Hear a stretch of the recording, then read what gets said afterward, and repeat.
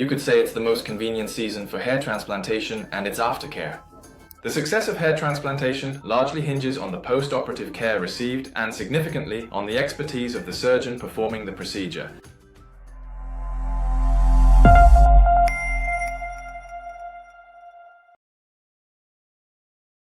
Hello everyone, this is Lee Jae-won, the director of Modumo Clinic. Today, I'll tackle one of the most frequent questions during hair transplant consultations. Does the season really make a difference when getting hair transplantation? And shouldn't I avoid getting hair transplantation done in the summer? To get straight to the point, the season itself doesn't affect the engraftment rate of a hair transplant. However, there are definite differences in the scalp environment and the difficulty level of care depending on the season. Therefore, today, I will specifically delve into the methods of caring for your hair after a hair transplantation, considering the different seasons of spring, summer, fall, and winter. First up, we have spring. You could say spring is indeed the most ideal and straightforward season for undergoing hair transplantation. Spring offers mild temperatures, being neither excessively hot nor cold, and it's also not overly dry. Moreover, because it's not a period where you have a lot of sweat or other secretions, recovery and returning to your daily life after a hair transplantation can proceed smoothly without significant difficulty. However, the biggest thing you need to be careful about during spring is fine dust.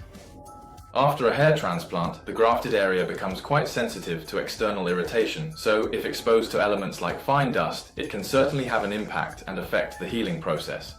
Therefore, in spring, when you go out, I advise either wearing a well-ventilated hat or minimizing the duration of your outdoor activities.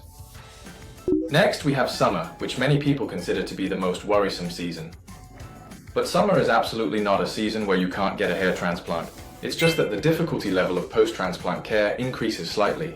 It is a period when sweat and sebum secretion become more prominent, thus making it a season that definitely requires a bit more care.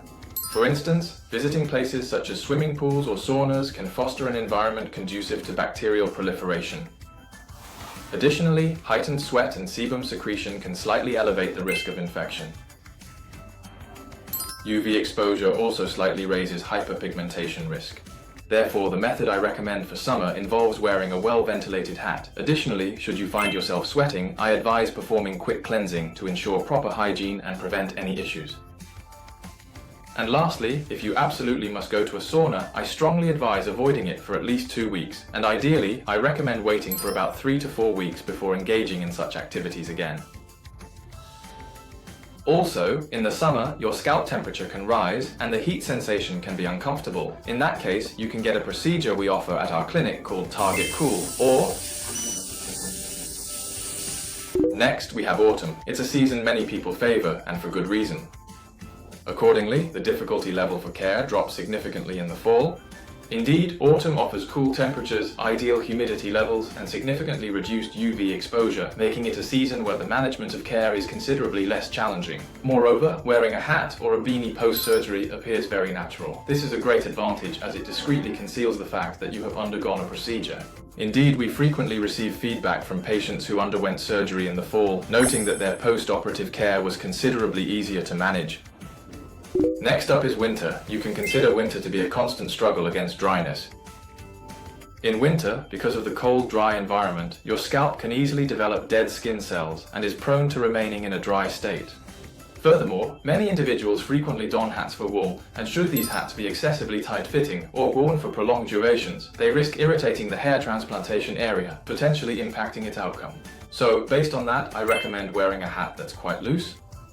I also recommend using a moisturizer for your scalp or using a humidifier to keep it hydrated.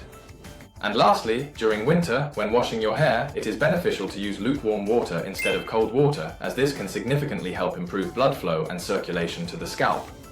To summarize, spring and autumn are considered the most convenient seasons for undergoing hair transplantation and managing the subsequent care. And in summer and winter, the difficulty level of care after hair transplantation does slightly increase, but it doesn't significantly affect the outcome. Yes, let me reiterate, the outcome of a hair transplantation is primarily determined by the post-operative care and the skill of the surgeon performing the procedure. The season itself does not significantly impact the results. Yes, maintaining a clean scalp, avoiding excessive irritation, and addressing dryness are key.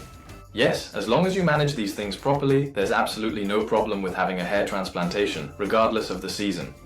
If you found today's video helpful, please subscribe, like, and turn on notifications. This has been Director Lee Jae-won from Modumo Clinic. Thank you.